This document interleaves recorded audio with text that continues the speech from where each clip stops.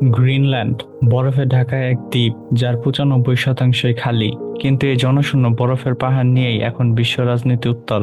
Donald Trump কেন হঠাৎ এই 26 সালেও গ্রিনল্যান্ড নিয়ে এত আগ্রহী? কি আছে এই গ্রিনল্যান্ডে? আর কেন আমেরিকার গোল্ডেন ড্রোম মিসাইল সিস্টেমের জন্য এই দ্বীপটি এতটাই গুরুত্বপূর্ণ? ডোনাল্ড ট্রাম্পের গ্রিনল্যান্ড প্রীতি কেবল একটি শখ নয়, বরং এটি মার্কিন নিরাপত্তার অবিচ্ছেদ্য একটি অংশ। ট্রাম্প প্রশাসন বর্তমানে স্পষ্ট করে বলেছে, আমেরিকার প্রস্তাবিত $175 বিলিয়ন গোল্ডেন ড্রোম মিসাইল সিস্টেম সফল করতে গ্রিনল্যান্ডের উপর নিয়ন্ত্রণ থাকা আবশ্যক। রাশিয়া বা চীন থেকে যদি কোনো মিসাইল আমেরিকার দিকে ধেয়ে আসে, তবে তার সংক্ষিপ্ত পথ হলো এই গ্রিনল্যান্ডের উপর দিয়ে।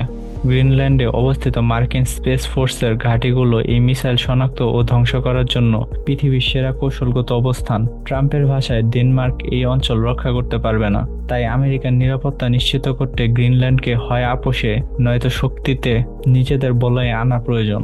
গ্রিনল্যান্ড কেন এত দামি? কারণ এর বরফের নিচে চাপা আছে রেয়ার আর্থ মিনারেলস বা বিরল খনিজ সম্পদ। বর্তমান বিশ্বের 90% বিরল খনিজ সম্পদ চীনের দখলে। স্মার্টফোন, ল্যাপটপ, ইলেকট্রিক গাড়ির ব্যাটারি থেকে শুরু করে যুদ্ধবিমানের ইঞ্জিন তৈরিতে এই খনিজগুলো অপরিহার্য। ধারণা করা হচ্ছে গ্রিনল্যান্ডে চীনের পরেই বিশ্বের দ্বিতীয় বৃহত্তম বিরল খনিজের মজুত রয়েছে। গ্লোবাল ওয়ার্মিং এর কারণে বরফ গলে যাওয়ায় এই খনিজগুলো আহরণ করা আগের চেয়ে অনেক সহজ। ট্রাম্পের নজর মূলত এই $1 ট্রিলিয়ন সম্পদের দিকেই, যা যুক্তরাষ্ট্রকে প্রযুক্তির লড়াইয়ে অপরাজেয় করে তুলবে। এখানেই তৈরি হয়েছে সবচেয়ে বড় বাধা। 2025-26 সালের বিভিন্ন জরিপ অনুযায়ী গ্রিনল্যান্ডের 85% মানুষ আমেরিকার অংশ হতে চায় না। তারা ডেনমার্কের কাছ থেকে স্বাধীনতা চায় ঠিকই, কিন্তু তারা চায় নিজেদের ভাগ্য নিজেরাই নিয়ন্ত্রণ করতে। তাদের প্রধানমন্ত্রী স্পষ্ট জানিয়ে দিয়েছে, গ্রিনল্যান্ড বিক্রির জন্য নয়, এটি গ্রিনল্যান্ডের মানুষের। তারা আমেরিকার ক্যাশ অফার বা এককালীন অর্থের বিনিময়ে নিজেদের সার্বভৌমত্ব বিকিয়ে দিতে নারাজ।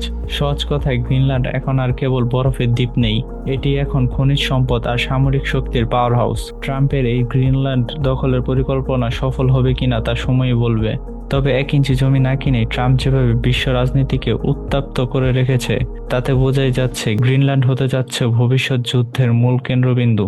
আপনার কি মনে হয়, আমেরিকার কি জোর করে গ্রিনল্যান্ড দখল করা উচিত? কমেন্টে জানান।